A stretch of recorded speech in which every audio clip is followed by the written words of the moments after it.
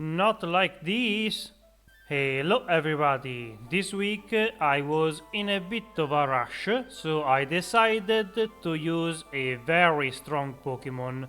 So today I am playing through Pokemon Emerald with Metagross, one of the two, yes, two pseudo-legendaries that this region has to offer.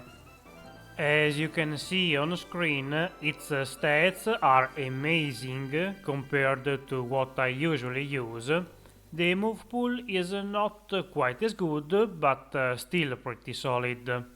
I will follow the regular rules, so I can only use my starter in combat, I can't use any consumables in combat, I can't raise my evasion in any way, and I can't use cheats or glitches. While recording the video, I was trying to improve the layout so it works with the XML format from GameHook, but it still needs some more time in the oven, so I had to go back to the old layout. The early game is extremely easy for Metagross. We start with decent moves that can do great damage thanks to our massive attack stats, and we are part Steel type, so all of the normal type attacks will bounce off of our exoskeleton. The only major drawback in using a pseudo-legendary is that they are part of the slow growth rate group, so they take a lot longer to level up, but usually make up for that with very high base stats. The fight against Roxanne was easy, but I was a bit undecided whether to use Metal Claw or Confusion against her. Both moves can do a lot of damage to her Pokémons. Ultimately, I spammed Metal Claw just because we don't get to use steel moves very often. Another nice perk of that move is that sometimes it gives you an attack boost, but it did not happen this time. After collecting the first badge of the game, we have some odd jobs to do around town, and before leaving we can take on the optional fight against May. This time she is slightly more dangerous, mostly because she has a Torkoal with Ember. Fire is one of the few types that is super effective against our beast, but fortunately for us, her AI is not very good, so she never ends up using the move. Next is Brawly. He is a bit scary too, because his fighting type moves are neutral against us. On the other hand, I have 130 base defense and have confusion to wreck his Pokémons, so I did not expect to lose this one. Makuhita hurts me a lot with a crit, but it's not quite enough to take me down. After a few turns of potions into confusion, Brawly finally runs out and we can earn the second badge.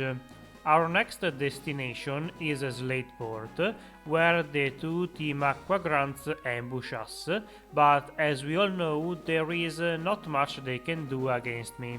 Even if I gave them 1 or 2 free turns, they would still end up 6 feet under in no time.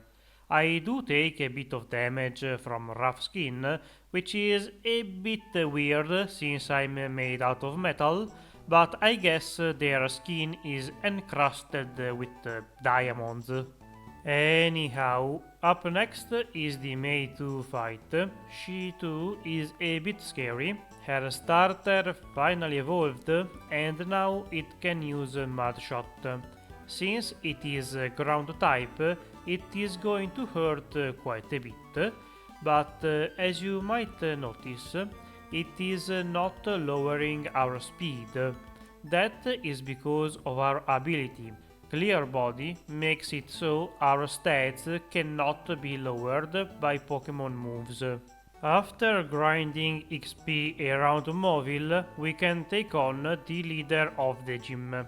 For Watson, I bought Psychic, since all of my moves are resisted by Magneton. This should allow us to get through a bit easier. I was hoping for the Magnet to be a two-shot with Psychic, but unfortunately that was not the case, so even if I was holding a Cherry Berry, I still ended up paralyzed. The RNG god was not in the mood to screw me over though, so I did not get fully paralyzed many times and could defeat Watson without having to reset even once. Now that we can use Rock Smash out of combat, we can explore more places and find the two teams arguing in the middle of Meteorfall Case for some reason, and this leads us to the top of the local volcano to duel with Maxi. What a weird turn of events. As you just saw, the Clear Body ability also prevents Intimidate from lowering our attack, which is huge since I can freely use physical attack, which is my highest stat. I should mention that around this point Game Hook closed down, so the layout is stuck and I did not notice for quite a while. After climbing down, we can challenge the next gym, but here is where I had to collect my first loss. A sun-boosted overheat melted me into a puddle. Anyway, the second attempt, it's not going great, and I thought this would be another loss, until I got an extremely crucial crit in the first hit on Torkoal. Needless to say, that saved my butt. Up next is Darth Vader, aka our father, who is usually a big threat, but today that's not the case. I resist his normal type moves, and the only other choice he has are the few feint attacks, which I'm neutral against. To add insult to injury, Psychic lowers Slacking's special defense, so a second hit is all it takes to defeat Bigfoot. And lastly, Linoon can't do much. Once we can use Surf, I can do a whole bunch of grinding until I end up at the Weather Institute, where there is one of the Team Aqua Generals who disappears after a few hits. Not having to worry about Intimidate is great. I am definitely getting spoiled by this ability.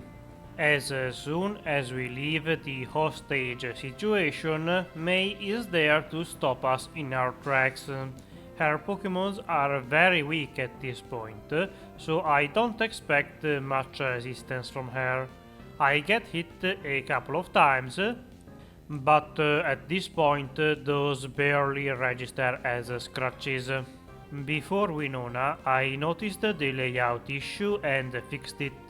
I also used the Hidden Power TM, which turns out is a fighting type. Not great, since I will replace it later with Break, but it will have to do for now. Winona's Pokémons are kinda resilient and take a few hits to defeat, but I don't have much to worry from them. Even Earthquake can't seriously hurt me. The potions and stall tactics make the fight take even longer, but ultimately we are able to best all of her Pokémons and collect the 6th badge of the game. Next is the last fight against May. I don't have much to say about this one. Much like Winona, her Pokémons are not very dangerous, but sort of tanky. So it might happen that they survive a hit, but eventually all of them are defeated. This was a bit of a waste of time, since I don't think I will need to go into the mall, but whatever. I stopped by the Pokemon graveyard to collect the Magma Emblem and the Shadow Ball TM before infiltrating Team Magma's cave. Here we find Maxi, who wakes up the legendary Pokemon Groudon, but he is unable to control it. This fight against Maxi is a bit dangerous because Camerupt knows Earthquake, and since it's a stab, a crit might do decent damage. He does not get it, and that's pretty much the fight done. Our next stop is the Team Aqua base. Here we find the second or third in command and easily defeat his team because he only has 2 Pokemons. Man, what are you guys thinking? I should not complain though, at least those fights are quick. As mentioned previously, I was in a rush since I started recording the gameplay like 20 hours before upload. Very responsible YouTuber here, so I did not have much time for grinding. Tate and Liza are not that bad thanks to Shadow Ball. Since it's physical in this game, I can use my 135 attack stat to decimate their Pokemons before they can do much to me. Poor Xatu only knows Psychic, which I double resist, so it had to sit in the corner and watch his friends fall over.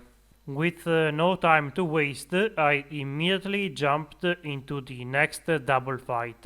This time we are aiding Steven, or better, he is aiding us, against the leadership of Team Magma. His Metang copied my moves for the first few turns, and this kinda pissed me off for whatever reason, so I started spamming Shadow Ball, which I don't think he knows.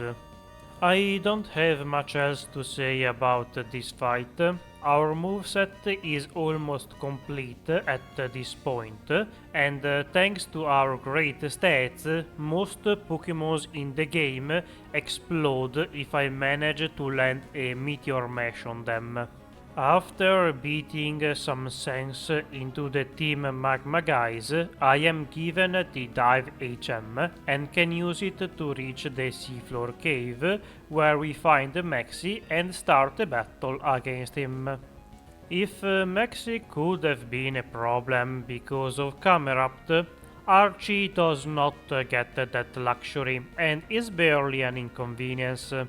His team has nothing to deal with me, and I am even faster than Crobat thanks to the nature, which means no confusion either. You know how the story proceeds from here. Red Orb, Kyogre wakes up, I have to go get Rayquaza to stop the other legendaries, and I also ask you to like, subscribe, ring the bell, share the video, and write a comment. Yeah, all canon events in the Pokemon saga. We have finally reached the last member of the Gym Association. Juan uses water types, which are actually kinda dangerous. Their water moves are neutral against me, and my steel moves don't do much to them since they resist them. Not going to lie, I kinda forgot that Meteor Mash also has a chance to raise your attack every time you use it. So yeah, he did not last much longer after I got the buff. Please disregard Kingdra. He tries to set up with double team, but it is the exception that proves the rule. Now that we have completed all of the gym challenges, we have all the tools needed to get to the league, but before we can do so, there is one last match against the true rival of the game. Say what you want about him, but Wally's team is miles ahead of what May can muster on a good day.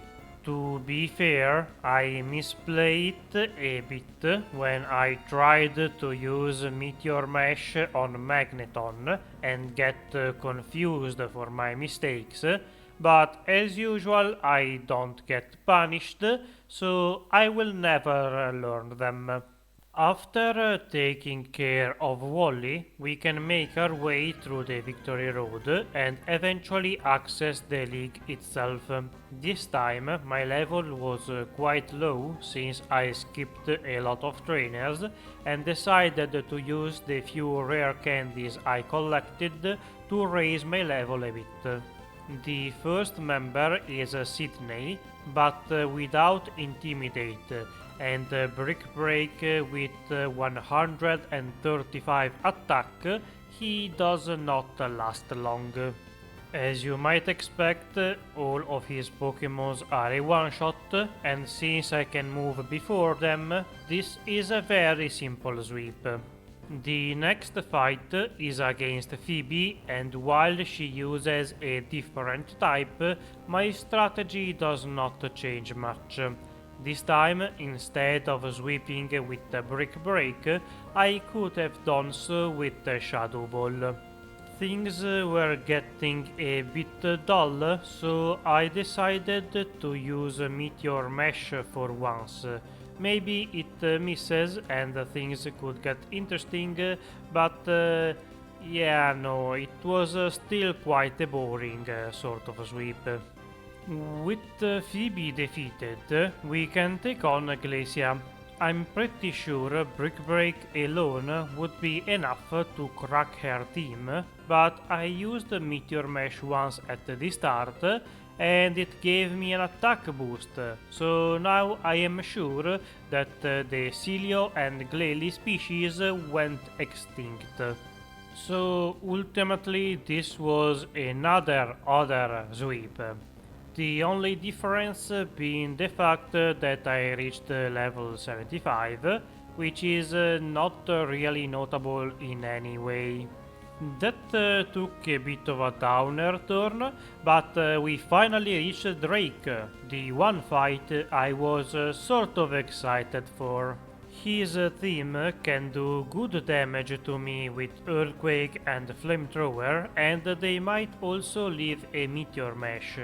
Most of them didn't, except for Salamence, my pseudo-legendary brother. His flamethrower did not hurt as much as I was expecting, and he did not live long enough to tell the tale, but at least that's a bit of spice added to the fight. His last two Pokémons also survive a hit, but they don't matter, so we can move on to the champion. I was unsure how the fight against Wallace would go. On one hand, I'm not very favored since they resist steel, but I also just destroyed Drake, whose team was much better. Anyhow, I started spamming Meteor Mesh with mixed results. Some were misses, some were hits. The important part is that I got an attack boost very early. Even with the buff, Whiscash and Gyarados stalled me a little, but eventually I got another boost from Meteor Mesh, and at that point I knew the fight was over. With all of that attack, I could use a guaranteed hit move like Shadow Ball to one-shot the other Pokémons of his team.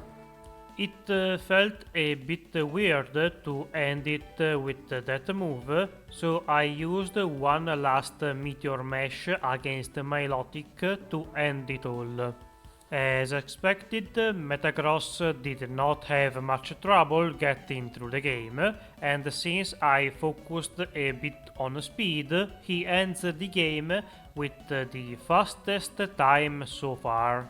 Thank you for watching. If you enjoyed the video, like, share, subscribe and all of that stuff.